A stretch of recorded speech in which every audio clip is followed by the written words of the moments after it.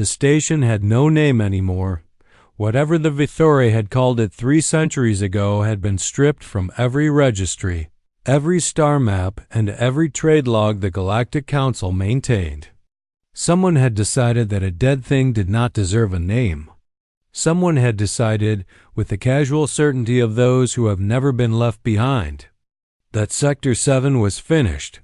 Mara-chan floated at the observation port of their battered transport, the second-hand breath, and stared at the most beautiful wreck she had ever seen. It was massive in the way that geological formations are massive, not impressive so much as simply true.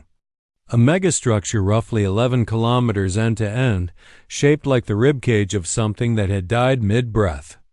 Curved pieces of dark Vithori alloy extended out from a central support, with some parts broken and others bent in ways that hinted at past disasters. The outer plating had the particular gray-brown coloring of metal that had been exposed to cosmic radiation for so long. It had developed a kind of oxidized dignity. Docking rings sat empty and cold. Observation domes had gone blind, their transparent panels clouded by decades of microparticle erosion. Dead, absolutely dead. Mara pressed her palm against the cold viewport glass and felt something shift in her chest. Not grief. Closer to recognition. Behind her, Dav Okafor was running numbers on a handheld unit that was older than some of the station's components. Its cracked screen cast a pale blue light across his face. He had been running numbers since they left the Kalithway station 4 days ago. He ran numbers the way some people prayed, quietly, constantly, with the private conviction that the universe would cooperate if you just understood it well enough. Structural integrity reads at 31% on the primary spine, he said without looking up. Which is actually better than I expected. Better than you hoped, corrected Una Park from the pilot's seat. She was already angling their approach vector, threading between the outermost broken spars with the relaxed competence of someone who had spent 20 years navigating spaces not intended for human ships, which was evident. You hoped for 15. I hoped for something worth working with, and Dav looked up from his numbers and out the viewport for the first time. He was quiet for a long moment. Yeah, he said finally. Yeah, it's worth working with. There were 9 of them on the second-hand breath, and not a single one had arrived at this mission through conventional channels. Mara had been a structural engineer on the Kepler Colonial Authority until the Colonial Authority decided that human settlement initiatives in the outer sectors were no longer economically viable and dissolved itself over a long weekend. Dav had been a systems theorist at a Kalith Technical Institute, the only human on faculty, until the institute had gently and bureaucratically made it clear that the grant structures funding human research positions were being redirected. Una had simply always lived in the spaces between running cargo for anyone who paid, keeping her ship together through a combination of technical skill and a refusal to accept that broken things stayed broken. The others had similar stories. Not dramatic stories. Not stories of enormous injustice or spectacular betrayal. Just the steady, accumulated weight of being the species that everyone in the galaxy tolerated but no one thought about. The Galactic Council, a body of 7 major spacefaring civilizations, manages the outer sectors the way an indifferent landlord manages distant properties, minimally, extractively, and when extraction was no longer profitable, it stopped completely. Sector 7 had once been Vithori territory, a commercial node during their expansion period 4 centuries prior. When the Vithori contracted their sphere of influence after the succession conflicts, they stripped away everything of value and left behind what was not worth keeping. The Council had flagged it as a navigation hazard and assigned it a status designation that roughly translated to scheduled for deorbit consideration. Non-urgent, non-urgent. That was the phrase that had traveled through the human diaspora networks until it reached Mara. Non-urgent meant not yet. Not yet, meaning still there. Still there meant still possible. She had filed 0 official applications to claim or occupy the structure. There were no official channels through which a group of 9 human engineers could claim an 11-kilometer Vithori megastructure. She had simply chartered the second-hand breath, contacted 8 people who shared her understanding, and left. They called it a graveyard, she said, still watching the station through the viewport. They call everything a graveyard when they're done with it, Una said. Makes it easier than admitting they just stopped caring. The station now filled the view, so close that Mara could see the details of the damaged metal, the dark openings of the empty docking bays, and a part of the outer ring that had come loose and was slowly spinning on its own. She thought about what her grandmother had told her once, about a building in a city that no longer existed, a building that everyone said was too far gone to save. Her grandmother had said, the ones who call things dead are usually the ones who left. The ones who stayed always know better. Sector 7 was not dead. It was waiting. The first thing Mara learned about Vithori architecture was that it had been built for a body type that processed heat fundamentally differently than humans do. The Vithori were thermal regulators whose biology ran cool by human standards, and their engineering philosophy reflected this. Vithori systems generated almost no waste heat. Their fusion cores operated on a contained cascade principle that human physicists had spent 80 years trying to fully model, producing energy with an efficiency that made human engineers quietly despondent. The stations they built were elegant in the way that solutions to complex equations are elegant: redundancy, no excess, and nothing that did not need to be there, which meant that when those systems broke, there was nothing to fall back on. The station's 3 fusion cores had shut down in sequence roughly 60 years ago, based on the decay signatures Dov pulled from the residual power logs.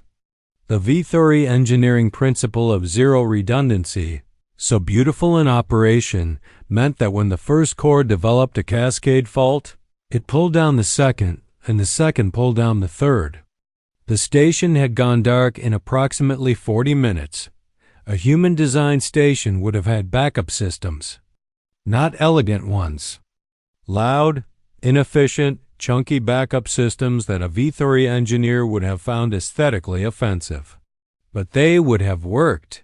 The cores themselves are structurally intact, Dov told the assembled group on the second day, his breath misting in the cold of the dead station's central hub.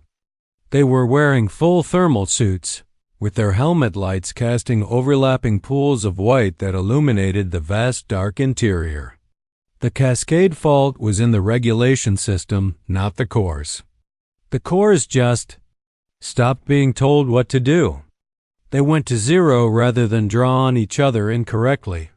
Can we restart them? Asked Felix, their power systems specialist, a compact man with the particular patience of someone who had spent 20 years working with systems that punished impatience. Not with Vithori regulation architecture, no. The original regulation system is gone. The Vithori stripped it when they left.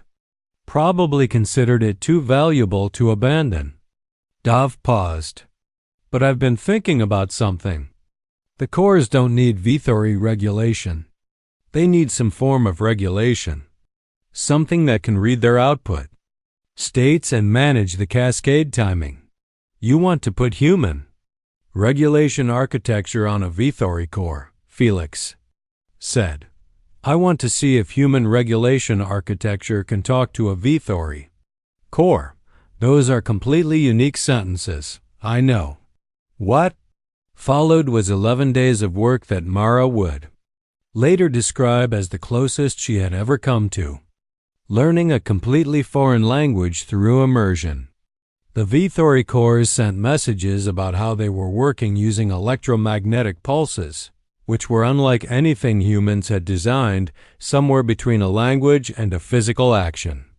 Dov sat with Felix and their youngest member, A 24-year-old named Seosea who had grown up on a human Keleth hybrid station and had an instinctive feel for cross-civilization systems, and they built a translation layer.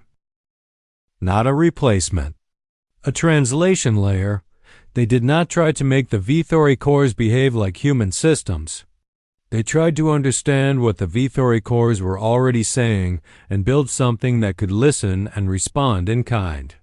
It was slow, and it was frequently wrong, and on the third day, Felix put his hand through a wall panel in frustration, which he was deeply embarrassed about and which Seosaya had the grace not to mention.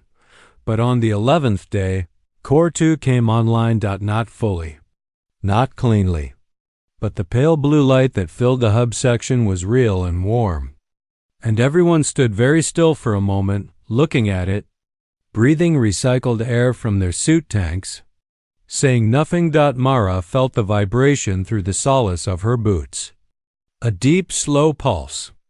The station's heartbeat, faint and uncertain, begins again. Meanwhile, the other challenge was the air. The Vithori atmospheric systems were non-functional. Their scrubbing membranes were degraded beyond recovery. What remained was a series of large, sealed chambers filled with whatever gas mixture had been present when the station closed, plus 60 years of slow chemical decay. It was not breathable. It was not close to breathable. It was a specific cocktail of compounds that would kill a human being in approximately 8 minutes. Tatiana, their atmospheric specialist, spent 3 days studying it with the particular expression of someone who finds genuinely terrible problems more interesting than easy ones. The scrubbers the Vithori used are gone, she said, but the architecture they used is still here. The duct network, the circulation pathways, the exchange chambers. She spread her hands. We don't need their scrubbers. We need scrubbers that fit their architecture. They had brought equipment. Not enough equipment. 9 people planning to inhabit a dead megastructure never have enough equipment. But they had brought modular atmospheric processors designed for emergency habitat situations, the kind that mining operations kept in cargo bays for disaster scenarios. Tatiana and Mara spent 6 days adapting them. Not the processors themselves, those they left intact. The interfaces. The connection points, the physical language through which the human machines could speak to the Vithori. DUCTWORK. It was not elegant, it was genuinely, spectacularly inelegant. Thick human-made conduit running alongside thin Vithori channels. Adapter plates that Mara cut by hand from salvaged hull plating.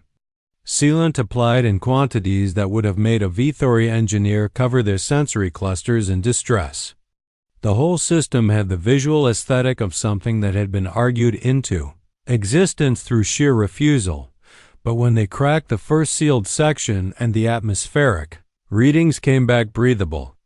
Tatiana took her helmet off. Just stood there breathing station air. It smelled like metal and recycled filters and the faint mineral tongue of the Vithori sealant they'd been unable to replace. It smelled, Mara thought, like a place that was trying. She took her helmet off too, 6 weeks in. The first people came who hadn't been invited. A small transport appeared at the outer approach without a signal, running dark and moving slowly, like ships do when their pilots are not entirely sure they are making the right decision. Unitracted on the station's partial sensor Net 1. Of the docking sensors, Seosaya had managed to bring back to life and opened a channel. This is the second-hand breath operating out of Sector 7 station, she said. State your purpose. A long pause. Then a voice that was trying to sound casual and not succeeding. We heard someone was fixing up the old Vithori rig. We're looking for a berth. We have goods to trade. Parts mostly. What kind of parts? All kinds. We've been running the junk routes for 3 years. Another pause. We've got 4 people. We can work. Yuna looked at Mara. Mara thought about it for approximately 4 seconds. Bay 7 is clear, she said. Come in slow. The 4 people from the transporter family. As it turned out, 2 adults and 2 teenagers who had been living on the ship for 3 years after their colony habitat was decommissioned stood in the newly breathable section of the station's hub and looked around with an expression that Mara recognized. She had seen it in the mirror. Recognition, the specific recognition of people who have been told something is dead and have just discovered it. It's not much yet, Mara said. It's something, said the woman, whose name was Renata. Her voice was cautious and even. That's different from nothing. After that, they opened the airlocks deliberately, not carelessly. They had real constraints, real limits on what the station could support at any given time. And Tatiana managed the atmospheric capacity with the precise attention it deserved. But the decision had been made. The station would not be a private project. It would be what the sector needed it to be. The philosophy was not complicated, but it took Mara a while to articulate it clearly. Eventually, she settled on this. The council markets operated on scarcity. They controlled access, regulated information, and extracted fees for the privilege of proximity. What made a council market powerful was exclusion, the ability to decide who is allowed in and on what terms. Sector 7 would operate on the opposite principle. Access was the product. Neutrality was the product. The station would treat all council species equally, remain neutral in political matters, and allow trade without restriction by species or origin. If you could get here, you could trade here. If you needed a berth and could contribute work, you could stay. The station would grow in proportion to how useful it became to people who had no other options. Dav had done the theoretical modeling on this 3 times before they left, each time coming to the same conclusion. A genuinely neutral hub in an underserved sector, operated on mutual aid principles, should, in theory, grow faster than anyone expected because the demand existed and was currently entirely unmet. Theory, in this case, turned out to be correct. By the end of the 3rd month, they had 47 people on the station. By the end of the 5th, 212. The species composition surprised Mara, not mostly human, as she had half expected. About a third were human. Another third were from different council species that had ended up outside the council's economic support for various reasons. And the last third were from species that were too small or not important enough for the council to include at all. The Thuval, for instance. Mara had not known the Thuval existed until a small vessel arrived carrying 6 of them compact, low-gravity adapted beings who communicated primarily through sequential bioluminescent patterns and had been, according to Dov's research, entirely absent from council trade records because the council had decided their home system was too resource insufficient to be worth a diplomatic investment. They turned out to be extraordinary engineers, Thuvals. Engineering philosophy centered on something Dov spent 2 weeks trying to translate accurately before settling on the phrase adaptive persistence, the principle that all structures exist in relationship to their environment and that good engineering works with environmental change rather than against it. They examined the station's mixed design, the human processors using Vithori ductwork, and the translation layer connecting to the old cores, and within a week, they started recommending changes that improved efficiency by 30%. Not by replacing the hybrid systems, by understanding them as a system in themselves with their own internal logic, and optimizing that logic on its terms. Mara watched one of the Thuval. She had learned to read their names from their bioluminescent signatures, which felt, she admitted to herself, like a genuine privilege work on a section of atmospheric ducting, moving with calm, focused attention, and thought about the council's economic calculus. Resource insufficient, not worth the diplomatic investment. She thought about what the word resource meant and who got to define it. The residential rings came together in a way that she had not designed and could not have designed, because they emerged from the collective problem-solving of a community rather than any individual plan. The modular system she and the team had sketched in their first weeks became a framework that 200 different hands interpreted, adapted, and extended. A Kelith trader who had been living on the station for 2 months contributed a structural technique she had learned from a Vithori engineering text. 3 human teenagers who had grown up on various stations collaborated on an atmospheric heat exchange system that recovered warmth from the human section processors and redistributed it to sections that ran too cold. The station began to look, from the outside, like nothing else in the galaxy. Not Vithori with its cold elegance, not human with its functional pragmatism. It differed from the council standard, which was characterized by its institutional uniformity. It looked like a place that had been made by people who needed it to work. The moment Mara understood that something significant had shifted came on an otherwise unremarkable Tuesday. She still kept a 7-day week, a habit she could not seem to drop. When she was in the central trading floor and she overheard a conversation she was not part of, a Kelith parts broker, angular and precise in the way of her species, was speaking with 2 humans and one of the Thuval, who was translating his bioluminescent input through the small vocoder device they had collectively built over the previous month. The broker was asking about a specific component, a tertiary regulator for a class of Vithori atmospheric processing units that had been out of production for 140 years. I've been trying to source the part for 8 months through council channels, the broker said. They keep telling me the manufacturing records don't exist. We have 4, said one of the humans. We pulled this from the station's original systems when we replaced them with our hybrid units. Structurally intact, full function. The broker went very still in the way Kelith goes still when they are recalculating. 4, she said. 4, and we may have more in sections we haven't fully surveyed.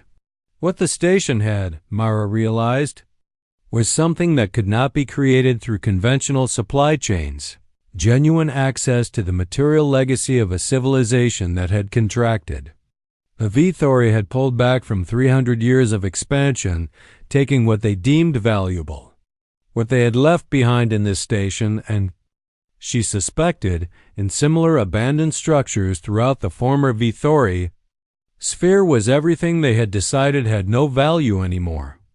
Rest of the galaxy was discovering that the Vithori's assessment of value did not always agree with their own rare components. Structural materials made from alloys whose production techniques had been lost when the Vithori consolidated their manufacturing base. Data. This last category turned out to be the largest. Mara had not known there was such a thing as human data archaeology methods until Prita, a small, quiet woman who had arrived on a refugee transport from a decommissioned council research outpost, demonstrated exactly what she could do with ancient Vithori. Storage media. The data was everything from trade records to engineering specifications to cultural archives. The trade records alone were worth, by Dov's conservative estimate, more than the physical station.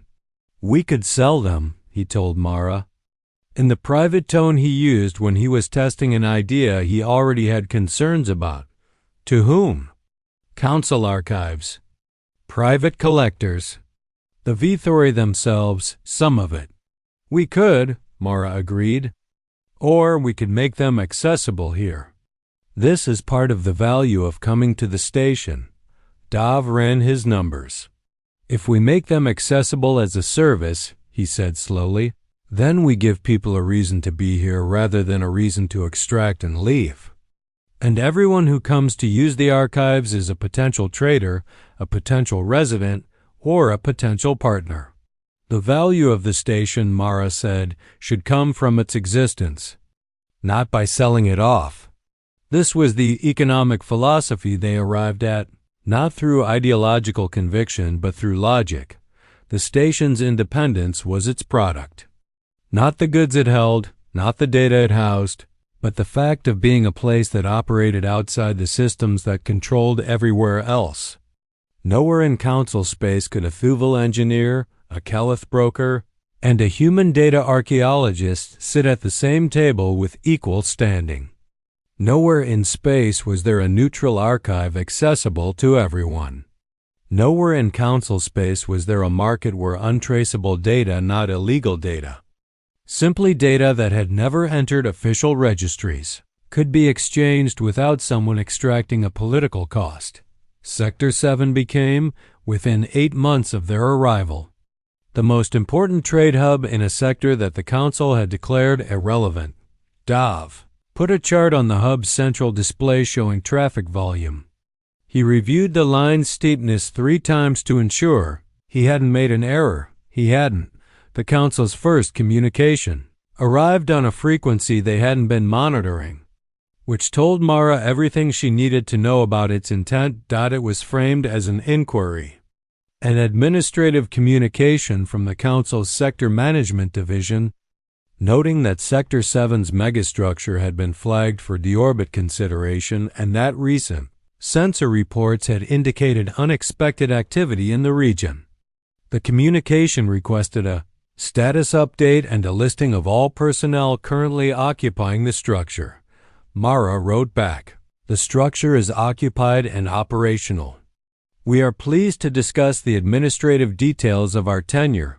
The council's second communication arrived 6 days later and dropped the inquiry framing. It outlined, in the precise bureaucratic language that council legal documents used, the full regulatory framework covering abandoned structures in non-sovereign sectors.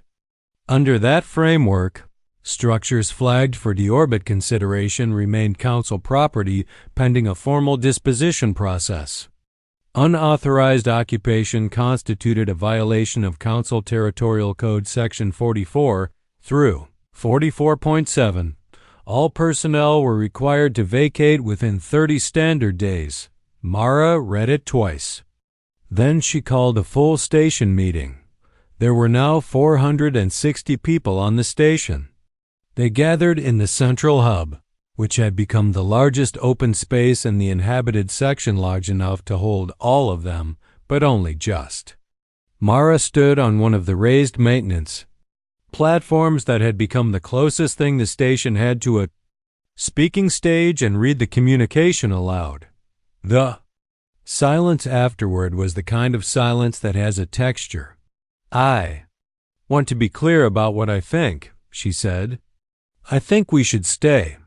I think this station is worth staying for. But I also think 460 people have the right to make this decision for themselves, and I think we should talk about it honestly." What followed was 3 hours of conversation. Not a debate, exactly more a collective process of thinking out loud. People spoke about what they had before the station and what they had now.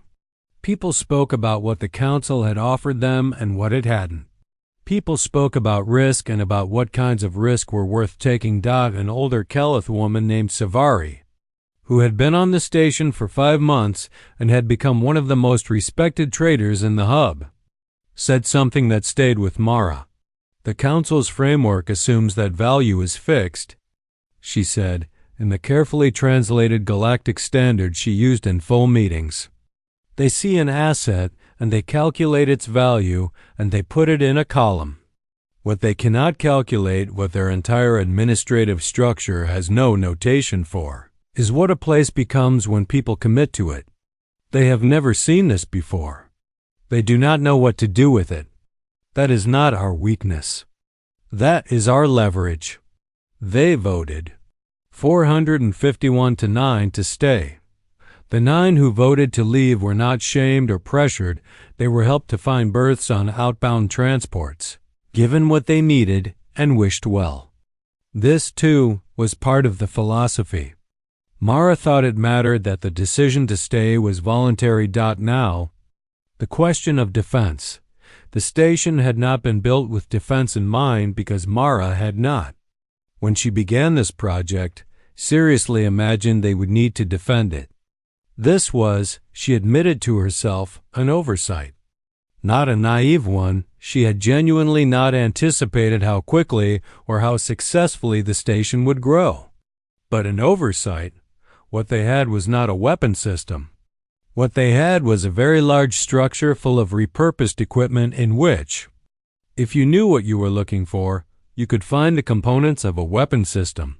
Marcus, who had arrived 6 months ago on a salvage hauler and turned out to have a background in defensive systems that he had not advertised, spent 2 weeks doing an inventory that he presented to Mara with the expression of someone who has found a situation both more and less hopeful than expected.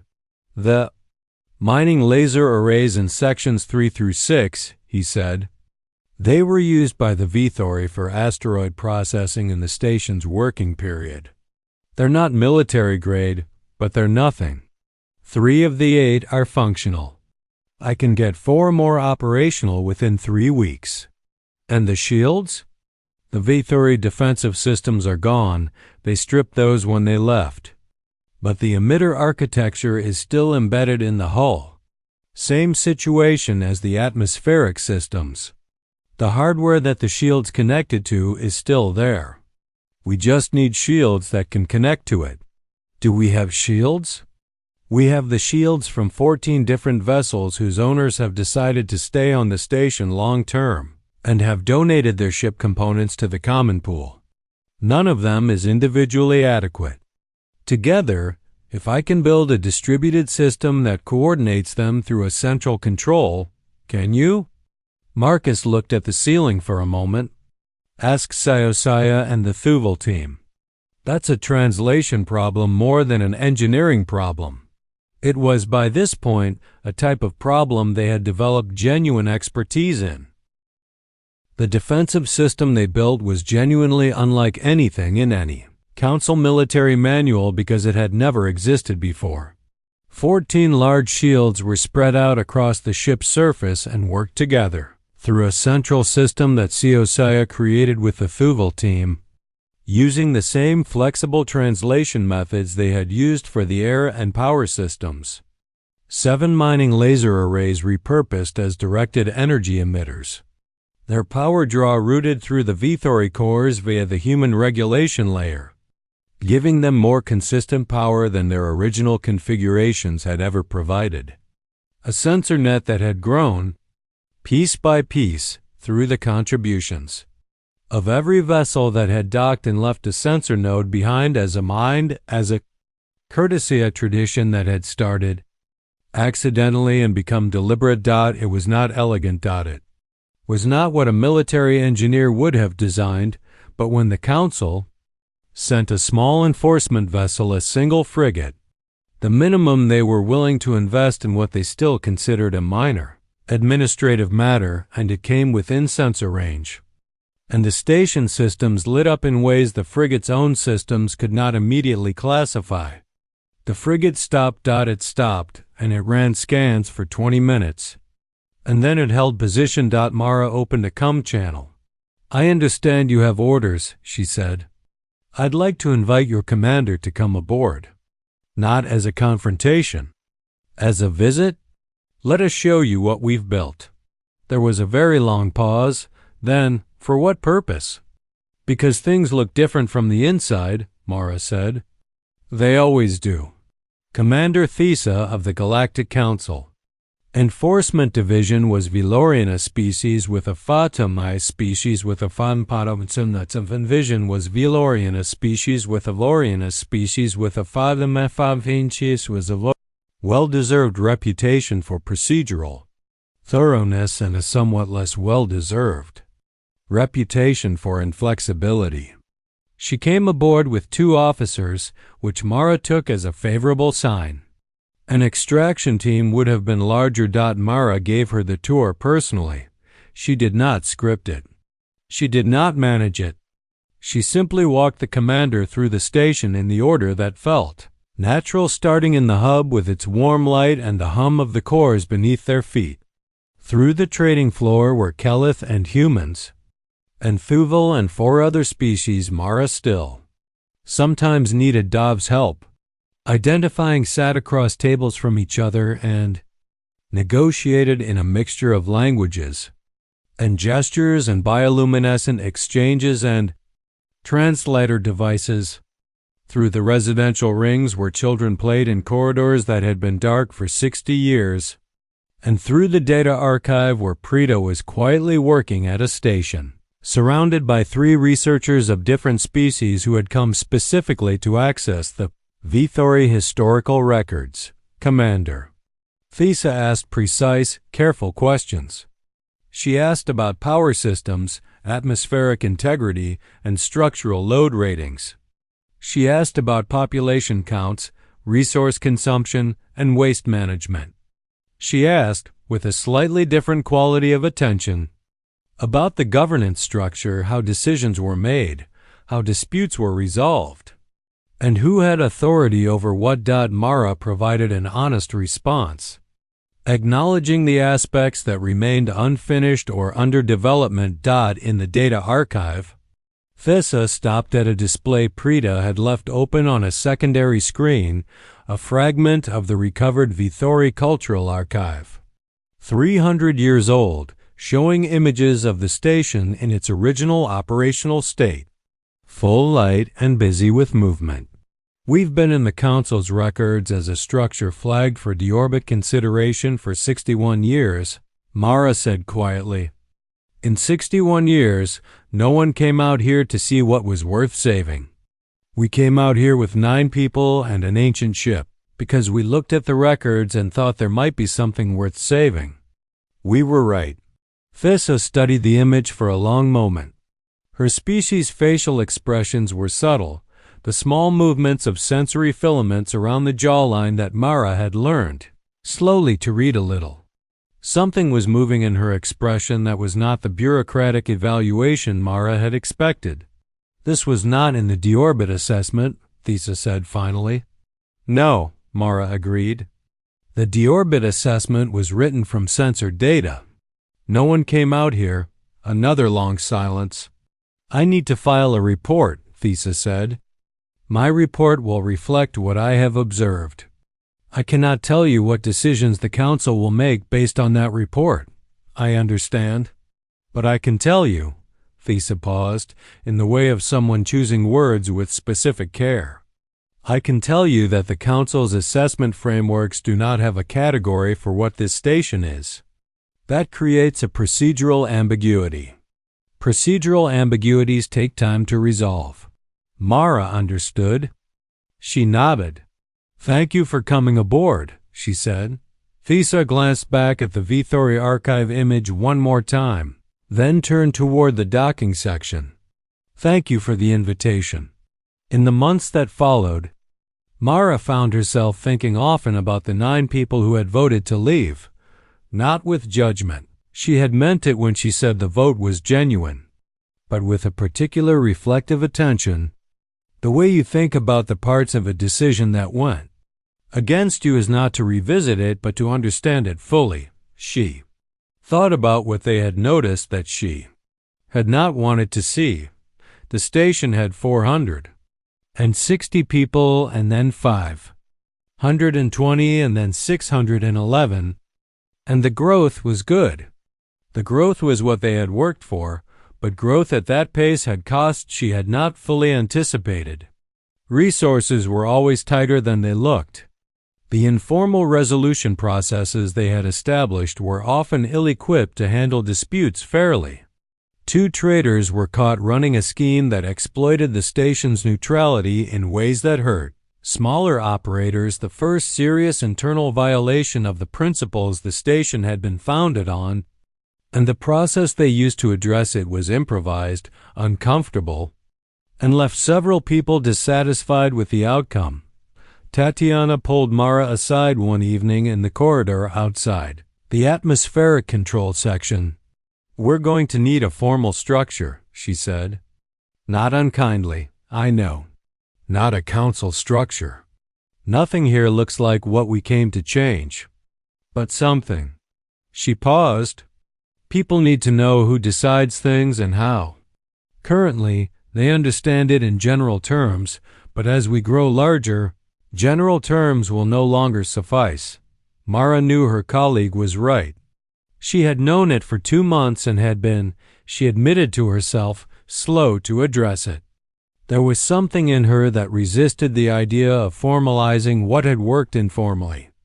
As if formalization were a kind of ending dot, but Savari said something in one of the working group meetings that helped. "A structure is not a constraint," she said. "A structure is how you preserve the thing you care about against the weight of scale. The question is not whether to have a structure. The question is whether you design it deliberately or let it emerge by accident. If it emerges by accident, it will resemble the structures around you, as those are the templates your people are familiar with. They spent 6 weeks designing it. Everyone who wanted to participated. The result was not elegant. It was a working document full of compromise and contingency and provisions that acknowledged specific things they had gotten wrong.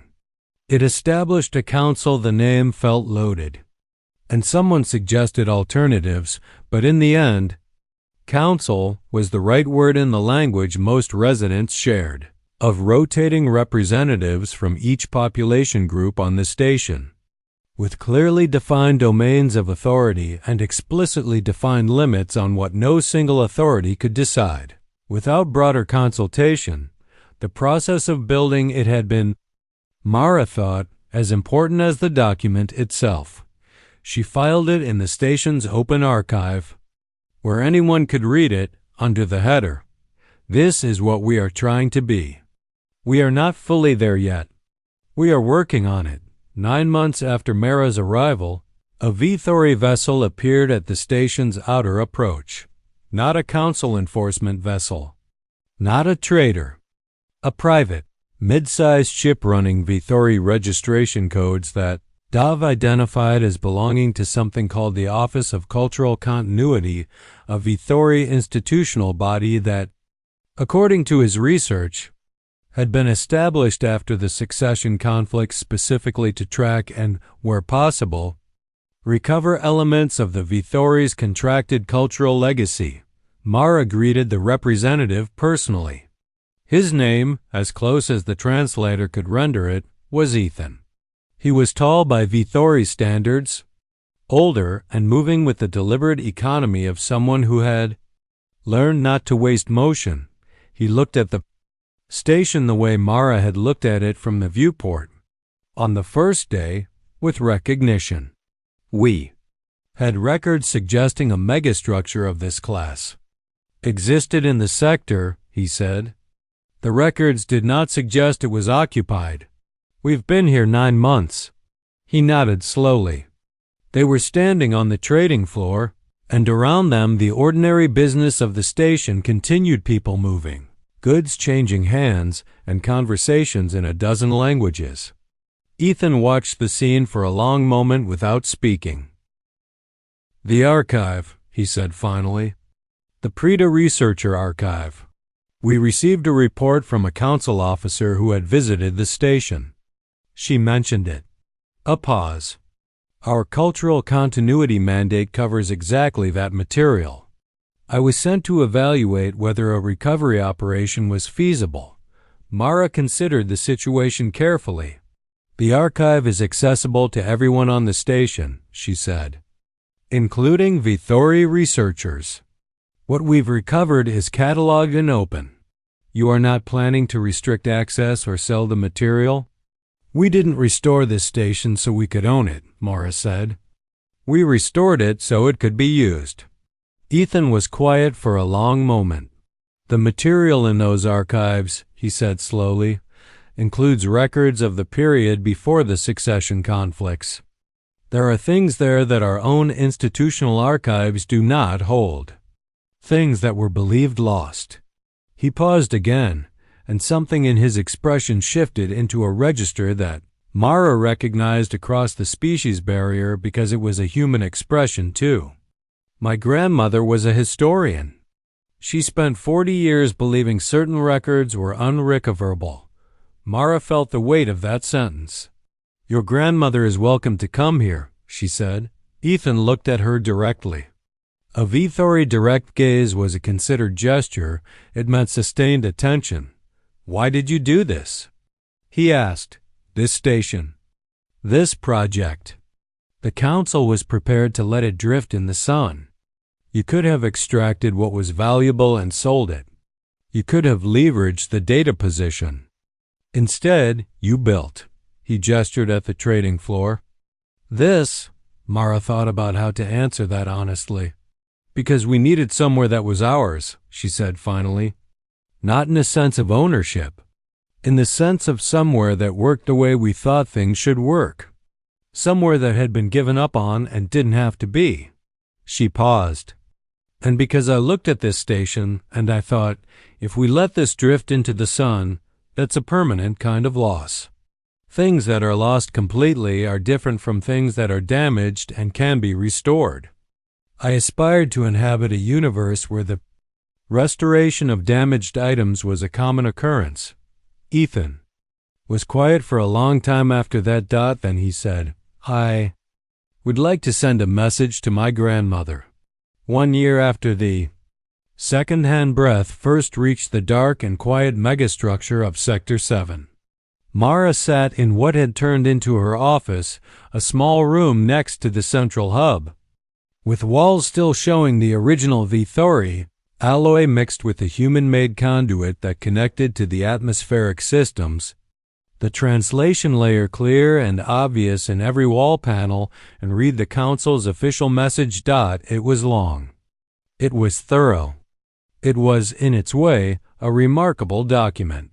The council had, after 9 months of procedural deliberation, reached a decision on the status of Sector 7 station.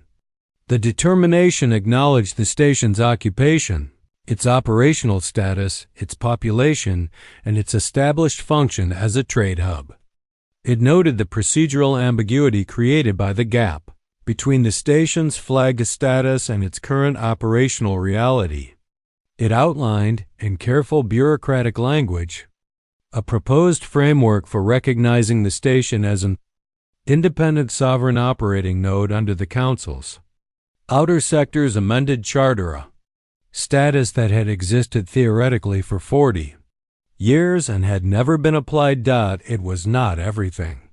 It imposed some conditions that would require negotiation. It gave the Council more oversight than Mara would have preferred and less than they had initially demanded. It did not resolve every tension between the station's foundational principles and the Council's regulatory instincts. It was a beginning. She brought it to the Station Council meeting that evening. Read it aloud, answered questions for 2 hours, and recommended acceptance with listed reservations. The vote was 314 to 88 in favor, with 94 abstentions. Afterward, sitting alone in the hub as the station's night cycle dimmed the corridor lights, Mara listened to the deep, slow pulse of the cores beneath her feet. 3 cores are now running and are all in conversation with the human regulation layer, which has learned over the past year to listen and respond with increasing accuracy.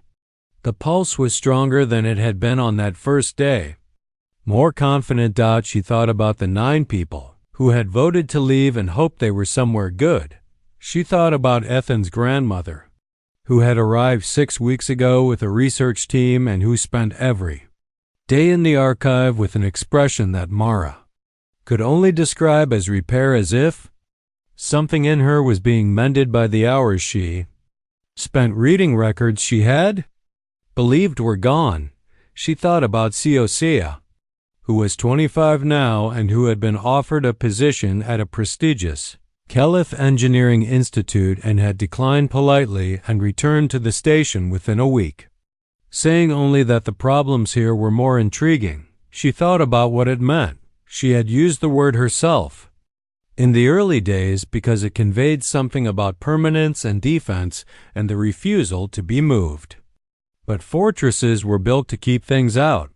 What they had built was built to bring things in. The defense was real. The mining arrays and the distributed shields and the sensor net were real, but they were not the point. They were the conditions that allowed the point to exist.